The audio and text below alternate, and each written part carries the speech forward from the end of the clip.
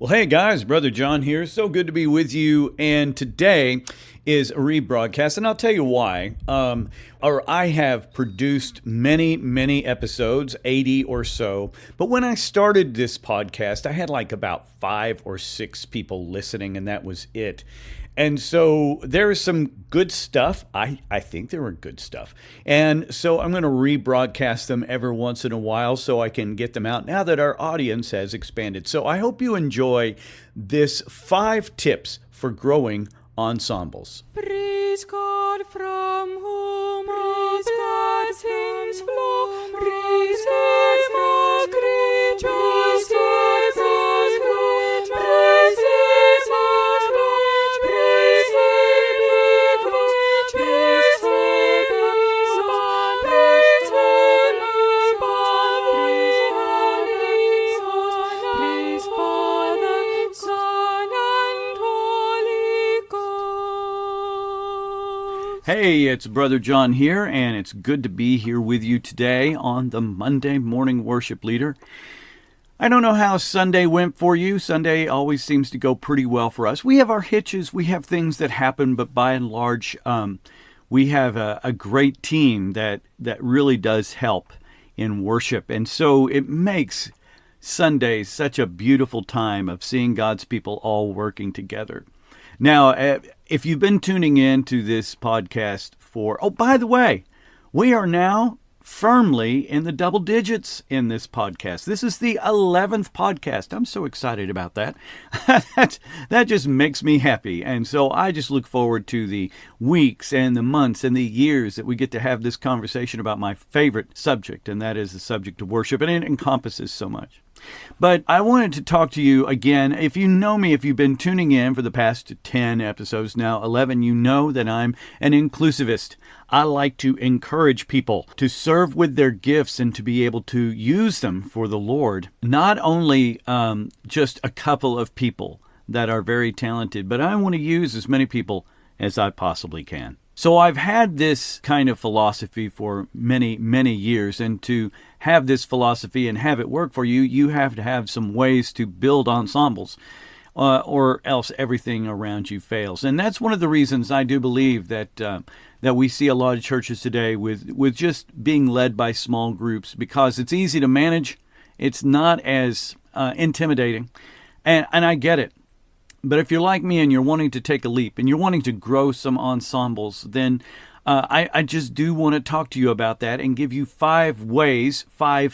These aren't really even tips. They're actually, I think of them as 5 philosophies in growing ensembles. And so with that, we're going to get right to it now. 1. The first thing that I want you to think about when you're trying to grow an ensemble is it is not a passive work. It is an active work. You're going to have the initial startup, but then it is still active. We're going to talk about that a little bit more in point number 5. But this is not a passive work. It's not going to just happen. Nothing just happens in this busy life anymore. You have to kind of make things happen. You have to stir up an excitement, and you have to keep things in front of your people all the time.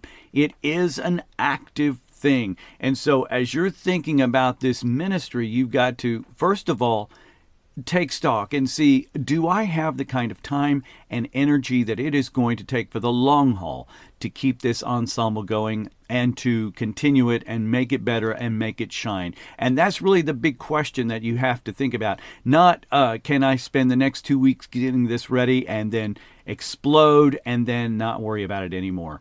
Unfortunately, that just simply does not work in this day and age. So the first one, not a passive work, an active one. 2, you have to be consistent. You have to be consistent in your meetings, consistent in your music, consistent in a time every week, or however your group is going to do this, so that it can go. And honestly, once a week is, I think, the sweet spot.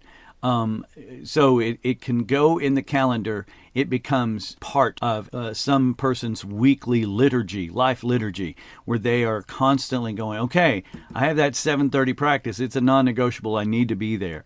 And so you need to keep that consistent no matter what. And I'm going to say this too.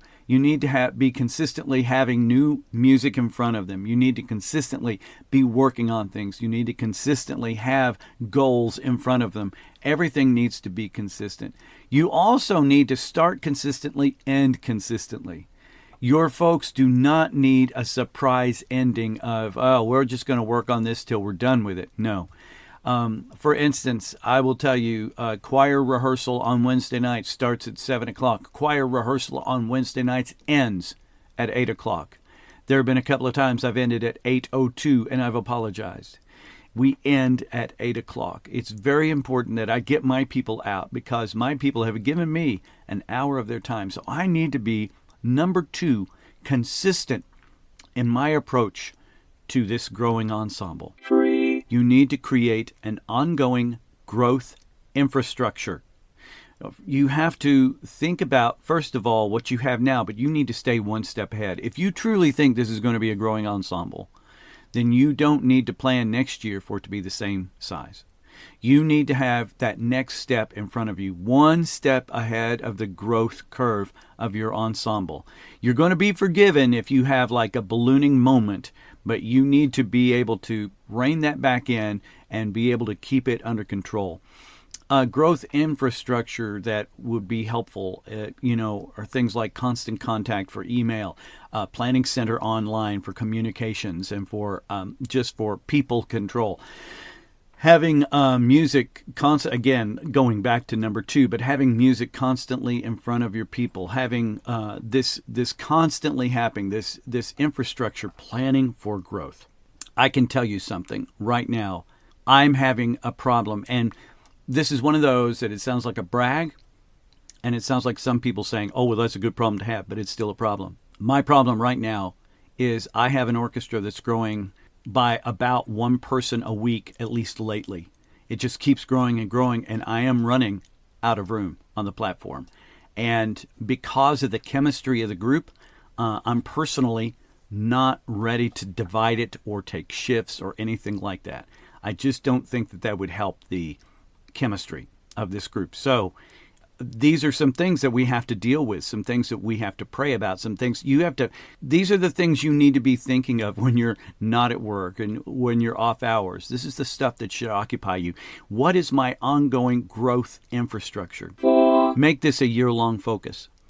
I have read this, and I think it applies very well.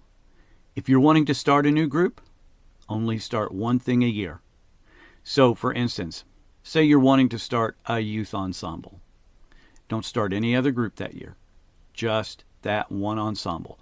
Really give it a chance to breathe, to begin, and to start really getting its feet underneath it before you think about starting another ensemble. Last year for me, it was praise team. Believe it or not, we really didn't have a praise team at Parkway Baptist until I started one. But this year, this past year was the year of the praise team. And I really just dedicated a lot of my time and effort into making that more of a consistent practice, scheduling people, rehearsing people. And so you need to think about that. What is the 1-year ensemble that you need to, and it could be an existing ensemble, right? It could be like, okay, this year is going to be the year of the choir. I'm going to invest more time in this group this year. And do I have one for this year? No, I don't. So I need to be thinking, again, where am I going to put all my eggs in what basket? Not all of them, but a lot of them, a lot of energy. But don't start anything more than one ensemble a year. Just keep it to one and then really build that up. 5. And now number 5, and that is, this is like a garden. And that's the best metaphor that I can give you as far as a choir, an orchestra, praise team. It's like a garden. You are constantly working in it. I used to think that a garden was, and my wife gives me this inspiration because my wife is an amazing gardener. But my wife is in the garden every day. My wife spends the winter planning. My wife spends the winter growing up seedlings. My wife spends the winter getting things ready. And then in the summer, she is out in the garden every day.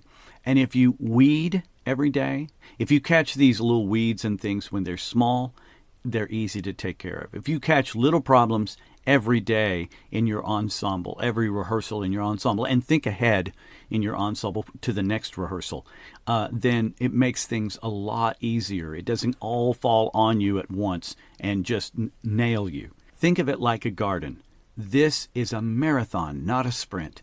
And so be at it every day, just a little bit, taking care of it, cleaning it. Okay, so here are the 5 things, the 5 philosophies that you need to think about if you're wanting to build and grow ensembles. 1, it's not a passive work, it's an active one. 2, consistent meetings, consistent music. 3, create an ongoing growth infrastructure. 4, make a year-long focus. 5, it's like a garden. It's not a sprint, it's a marathon. Now you have these 5, but I want to talk about one overarching philosophy that touches all of them and that you need to do all of the time. You probably guessed it. Pray without ceasing. Pray over these ensembles. Pray for them. Pray to the Lord to find out if that's the direction you need to go. Even if it seems like it's a good thing to do, is it God's thing to do? And so you need to pray every step of the way. You also need to pray at a fairly regular basis. You need to pray, is this ensemble still fulfilling the need that our church has? Is it still fulfilling a ministry? And so you really have to think about that too. But bathe all 5 of these and everything that you do in ministry in prayer. And that's a good word. Now it's time for a good word. And I was wondering what book would work very well with what I just spoke of, with starting and building up your ensembles. And there aren't a lot of good books for the 21st century for growing ensembles that I have found. Maybe if you found something, you can email me and let me know. I would love to read it and love to review it. But there is a good book that was written about 15 years ago that is secular and that has nothing to do with music. And it's called Tribes by Seth Godin. It's a short, small book. I read it about once a year. And as I've been reviewing it, I'm going, oh, I need to read it again. It's been about 18 months. I read it over and over and over. This book is about building your tribe, building the people around you, growing a tribe of people that will be very dedicated to your cause. And that's what we have to have in ministry. We have to have a tribe of people. And what he does is he points out 3 necessities of building the tribe, and that is the desire to change things, connecting a tribe, and the willingness to lead. If you'll just go to the show notes and click on the Amazon link, I have it there in the show notes, Tribes by Seth Godin. Cheap book. You will not regret buying it. And that's it for the Monday Morning Worship Leader. I'm so glad you joined me today, and I'm so glad to be here with you. Remember, I have a blog site. It's biblicaltrumpets.org. I have about a weekly blog. Sometimes it's every other week, but most of the time it's weekly. There's always something posted on there. And also I have free music. I have a whole bunch of things. And also you can email me. You can email me from there, or you can just email me at john@biblicaltrumpets.org. Remember, my friends, we are not rock stars. We are servants.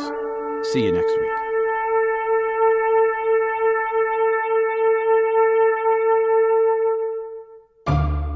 Okay, it's not music, it's not worship, but email, it needs to be discussed. Next time on the podcast.